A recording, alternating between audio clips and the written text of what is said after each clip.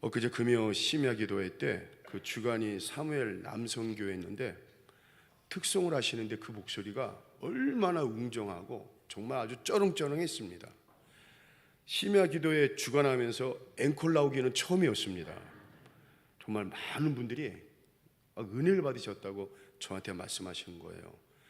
얼마나 아주 은혜가 되는지 다음에 한번 시간이 되면 이분들을 한번 좀 찬양을 한번 들어봤으면 정말 좋겠어요. 자, 우리 한번 옆분들이 이렇게 인사하겠습니다. 주님의 이름으로 사랑하고 축복합니다. 시작.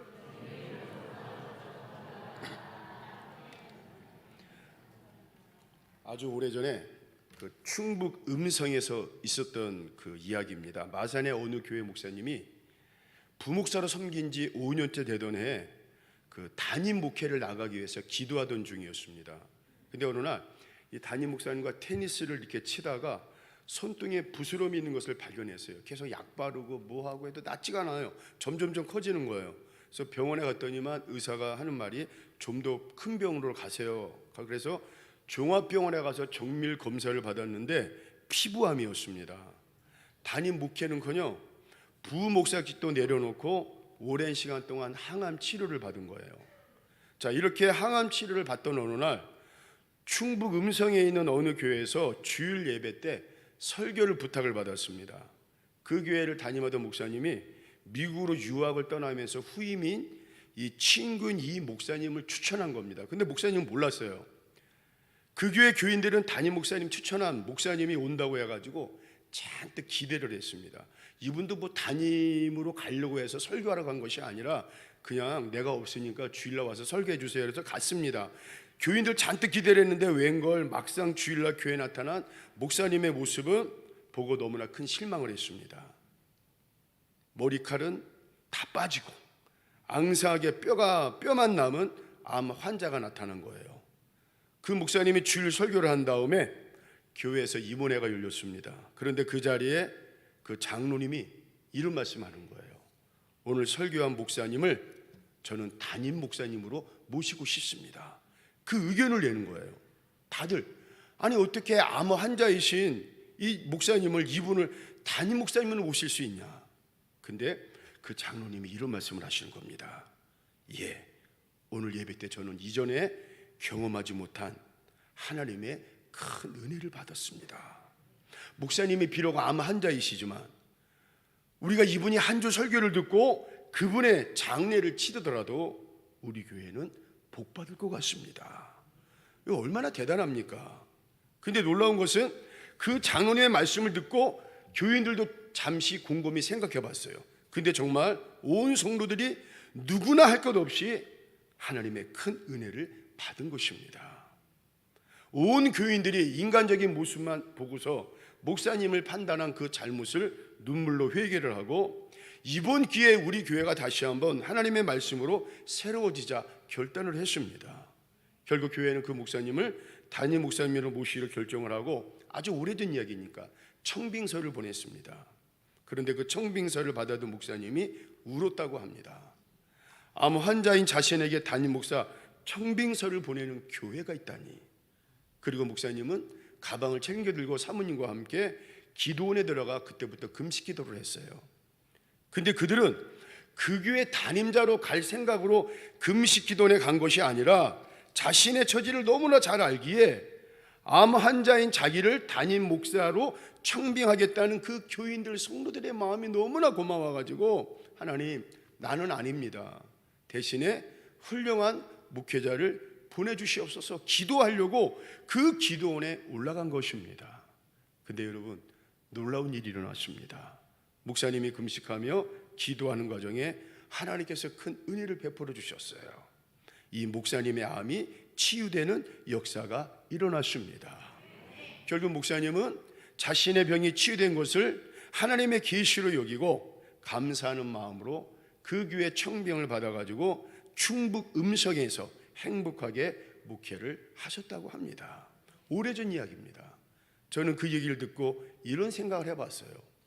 도대체 이 목사님의 설교가 얼마나 큰 능력이 있기에 한 번의 설교를 통해서더라도 암 환자를 담임 목사로 청빙할 수 있을까? 그러면서 저는요 또 다른 생각을 한번 해봤습니다. 암 환자인 목사님을 담임 목사님으로 청빙하는 교회와 성도들이 너무나 존경스러운 거예요. 아마도 교인들의 마음은 이 마음이지 않을까 하는 생각을 해봐요. 저 목사님께서 우리 교회에서 목회를 하시다가 장례를 치르더라도 오늘 그것이 우리에게는 축복이다. 목사님에게 하루하루가 어쩌면 마지막이 되듯이 오늘 우리도 저 목사님과 함께 마지막이 될 것 같은 그런 비장한 마음으로 다시 한번 신앙생활을 새롭게 해보자. 저는 그 교회 교인들이 더 존경스럽습니다.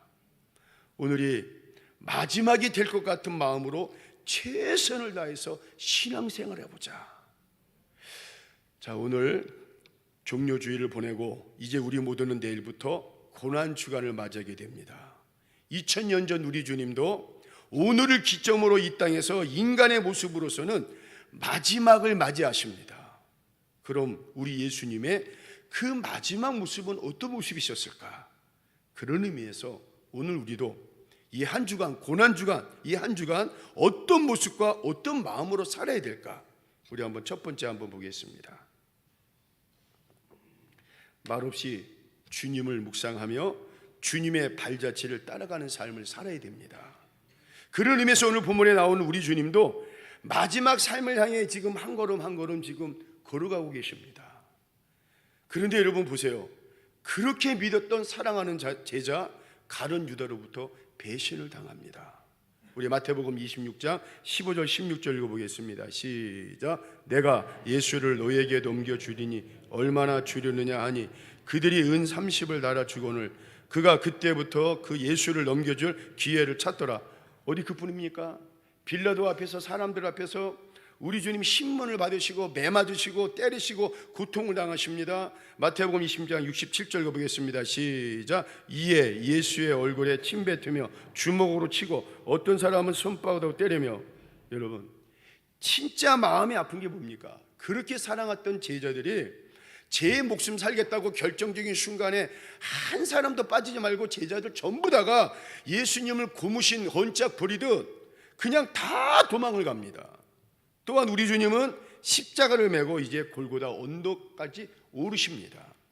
또한 십자가에 매달려 모진 고통과 고난, 모든 고초를 당하십니다. 어디 그뿐입니까? 그뿐만 아니라 사망의 깊은 자리까지도 내려가야 됩니다. 여러분 우리 주님 모르셨을까요? 다 아십니다. 근데 여러분 우리 주님은 신기하게도 예루살렘에 입성하시는데 한마디도 하지 않으십니다. 오늘 보면 마태복음 외에 그 마가복음과 요한복음에도 똑같은 말씀이 나오는데 신기하게도 우리 주님은 한 말씀도 하지 아니하시고 준비된 그 나귀를 타시고 예루살렘에 입성을 하십니다. 그러나 여러분 예수님 주위에 보세요. 묵묵히 그 예루살렘에 나귀를 타고 입성하시는 예수님 있는 반면에 그 예수님 주위에는 환영하는 사람들, 또 여러분 예수님의 제자들은 어떻습니까? 인간적인 계산, 인간적인 생각으로 지금 머리가 팽팽 돌아갑니다. 야, 예수님이 이제 예루살렘에 입성하셔가지고 눈에 보이는 이스라엘의 왕이 될 테니까 이번 기회에 예수님을 등에 업고 한번 큰 힘을 얻어보자. 내가 세상의 큰 명예와 권력을 한번 얻어보자. 그러면서 예수님을 향해 수많은 화려한 말을 하고 종려나무 가지를 흔들면서 막 떠들고 여러분 난리를 칩니다. 마태복음 21장 8절 9절 한번 읽어보겠습니다. 시작. 무리의 대다수는 그들의 겉옷을 길에 펴고 앞에서 가고 뒤에서 따르는 무리가 소리 높여 이르되 호산나 다윗의 자손이여 찬송하리로다. 주의 이름으로 오시는 이여 가장 높은 곳에서 호산나 하더라. 그러나 여러분 이 사람들은 어떻습니까? 그 며칠이 지나서 신기하게도 예수님을 비난을 하고 욕을 하고 심지어는 여러분 돌을 던지는 사람으로 돌변해 버립니다. 그런데 예수님은 아무런 말씀하지 않으십니다.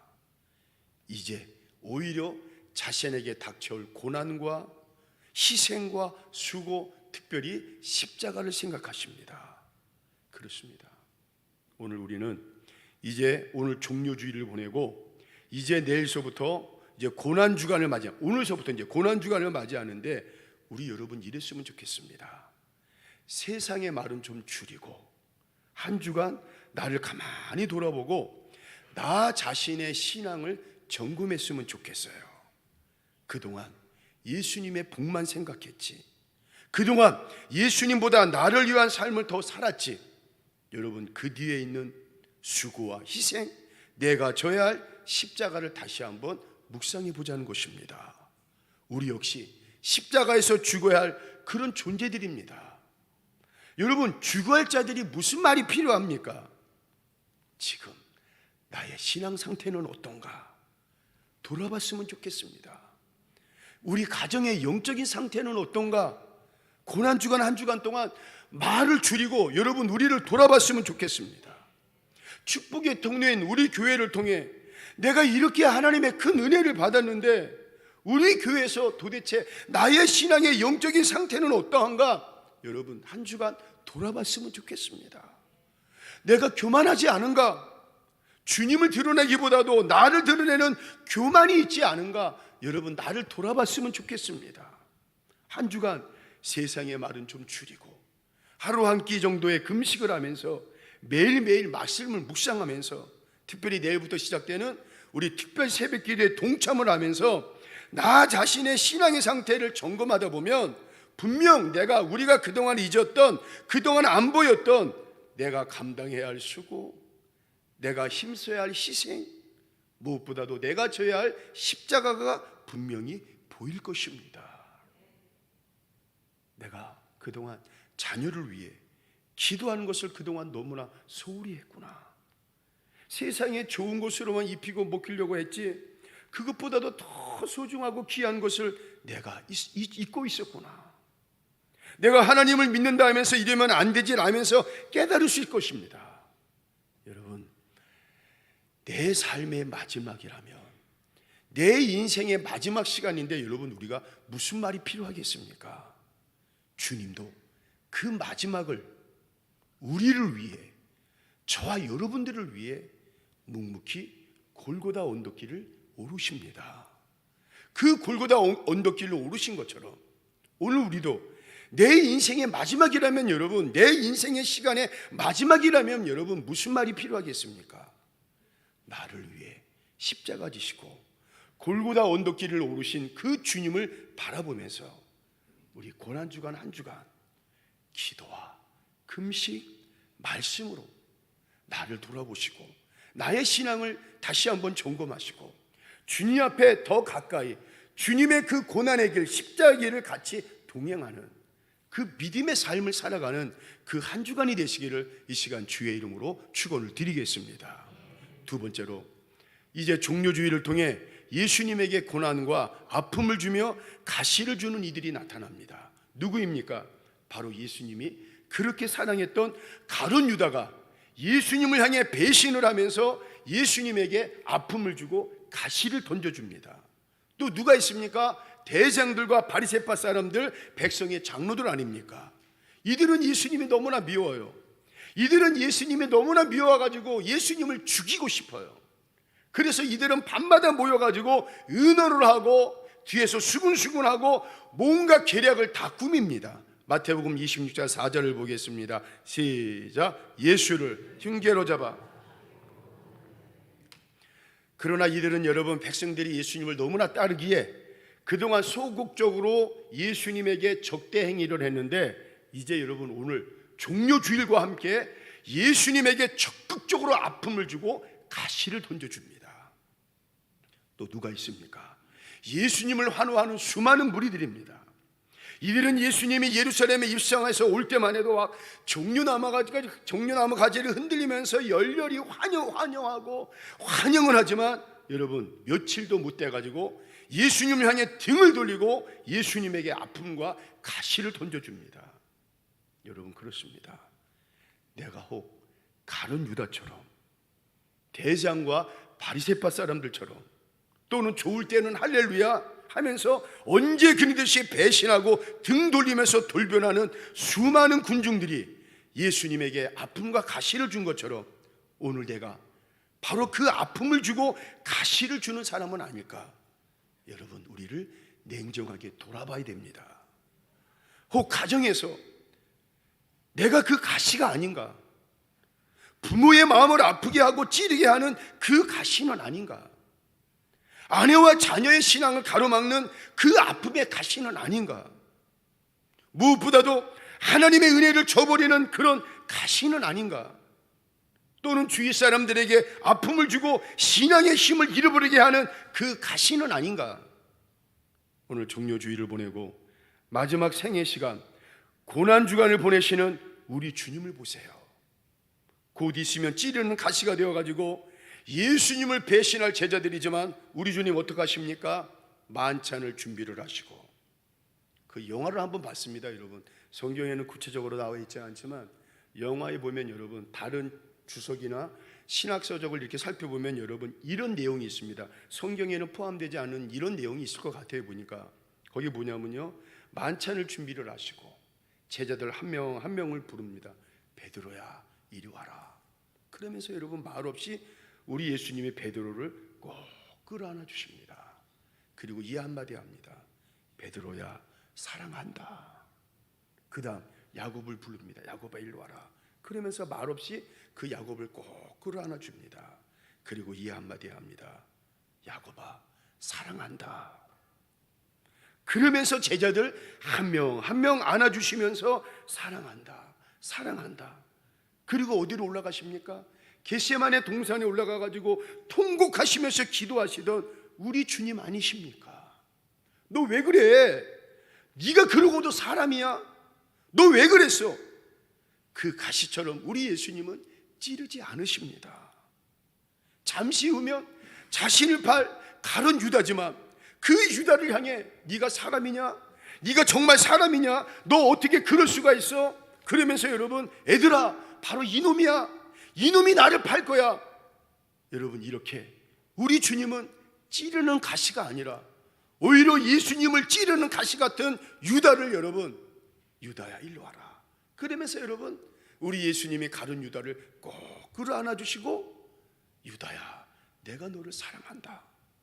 가른 유다가 여러분, 제 스스로 깨닫고 회개하기를 기다리시는 우리 주님의 사랑의 마음으로 그 가시 같은 가른 유다를 안아주십니다. 가시 같은 제자들, 가시 같은 백성들, 가시 같은 대생들과 바리새인들, 그들을 마지막까지 꼭 끌어안고 눈물로 사랑으로 우리 예수님은 겟세마네 동산에서 기도를 하십니다. 여러분, 원래 우리의 특기가 뭔지 아십니까? 남 찌르는 가시 같은 존재들이에요. 우리의 혈기로 남을 얼마나 많이 찌릅니까? 우리의 모란 성품으로 남을 얼마나 많이 찌릅니까? 가시처럼. 또 우리의 말과 행동으로 남 찌르는 가시 같은 존재들이 저와 여러분들이에요. 그리고 여러분, 무엇보다도 우리 주님을 찌르는 가시 같은 존재들이 저와 여러분들이에요. 그런데 여러분, 우리 주님은 자기를 찌르는 그 가시 같은 우리들이, 저와 여러분들이 뭐가 이쁘다고 십자가에서 십자가를 지시고 골고다 언덕길로 오르시고 그 십자가에서 여러분, 우리를 향해 이렇게 말씀하십니다. 아들아, 딸아, 이리 와라 하시면서 우리를 꼭 끌어안아 주십니다. 그리고 우리 주님은 우리가 찌르는 그 가시로 인해 가지고 십자가에서 자신의 물과 피를 다 쏟으십니다. 그리고 그 십자가에 피 흘리신 그 보혈의 피로 우리 죄를 다 씻겨주시고, 그때부터 우리에게 있던 가시들이 하나하나 사라지고 이렇게 우리가 구원받고 하나님의 사랑을 받는 자들이 되지 않았습니까? 오늘 우리 생의 마지막이라면, 오늘 우리 인생의 시간의 마지막이라면 여러분, 남을 미워하는 가시 뭐가 필요하겠습니까? 남을 증오하는 가시 뭐가 필요합니까? 내 안에 혈기의 가시, 내 안에 잘못된 성품의 가시, 여러분 뭐가 필요하겠습니까? 이번 한 주간, 오늘 종료주의를 보내고 고난주간 한 주간 여러분, 우리 이랬으면 좋겠어요. 누군가를 향해, 여러분, 그분이 아내가 될 수도 있고 남편이 될 수 있고, 여보, 일로 와. 그러면서 여러분, 말없이 그 사랑하는 아내를 꼭 끌어안아 주는 겁니다. 그리고 여보, 사랑해. 얼마나 아름답겠습니까? 사랑하는 남편을 향해 수많은 말 하는 것이 아니라 여보, 일로 와요. 그러면서 여러분, 그 남편을 꼭 끌어안아 준 겁니다. 그리고 여보, 주님의 이름으로 사랑합니다. 여러분, 이렇게 우리 한번 했으면 좋겠습니다. 때로는 여러분, 나를 찌르는 가시 같은 사람이라 할지라도, 때로는 나를 찌르는 내가 낳아서 내가 키운 자식이지만 어떨 땐 여러분 그럴 때 있지 않습니까? 수많은 말을 하기보다도 그냥 아들, 딸을 향해 일로 와, 꼭 끌어안아줍니다. 아들, 딸, 내가 너를 사랑해. 주님의 이름으로 사랑해. 누군가를 향해 이리 오세요. 때로는 나를 찌르는 가시 같은 존재라 할지라도 이리 오세요. 그러면서 누군가를 꼭 끌어안아줍니다. 바로 우리 주님처럼 말입니다. 그리고 이렇게 말씀하세요. 주님의 이름으로 사랑합니다. 주님의 이름으로 사랑합니다. 그러면서 우리 주님도 그 사랑으로 겟세마네 동산에 올라가서 기도하시지 않습니까? 그것도 우리를 너무나 사랑하시기에 그 마지막의 시간을 여러분 통곡과 눈물과 사랑의 기도를 하시지 않습니까? 오늘 우리도 힘을 내어 고난주간 특세에 참여하면서 그 주님의 사랑을 나누기를 소원합니다. 이제 우리 모두는 이제 오늘 종료주일을 보내고 고난주간 한 주간을 보내게 될 것입니다. 우리 주님의 그 마지막의 모습은 바로 사랑의 모습입니다. 가시 같은 우리들이지만 우리 주님의 이 음성을 들었으면 좋겠어요. 아들아, 딸아, 이리 와라. 너 힘들었지? 그 힘듦으로 너에게 드러나는 혈기, 모난 성품, 연약한 불평, 불만의 가시지만 이리 와라 하시면서 안아주시는 우리 주님의 사랑을 발견하는 한 주가 되었으면 좋겠어요. 그리고 우리 역시 그 사랑을 말없이 실천하는 한 주가 되었으면 좋겠어요. 그래서 우리의 마지막 고백은 이것입니다. 주님 없이는 살 수 없습니다. 내 주님이 없이는 한순간도 살 수가 없습니다. 때로 세상 다 변하고 내 삶의 끝이 온다 할지라도 주님이 없이는 살 수 없습니다. 주님만이 내 소망이십니다. 주님만이 내 인생에 변치 않는 진리이십니다. 주님의 사랑이 영원한 사랑입니다. 우리 주님이 이 땅에서 그 마지막 믿음의 모습을 보여주신 것처럼 오늘 우리도 그 주님처럼 마지막 살듯이 주님처럼 그렇게 사랑으로 살아가시는 세길의 모든 성도들 되시기를 이 시간 주의 이름으로 축원을 드리겠습니다. 우리 찬양하겠습니다.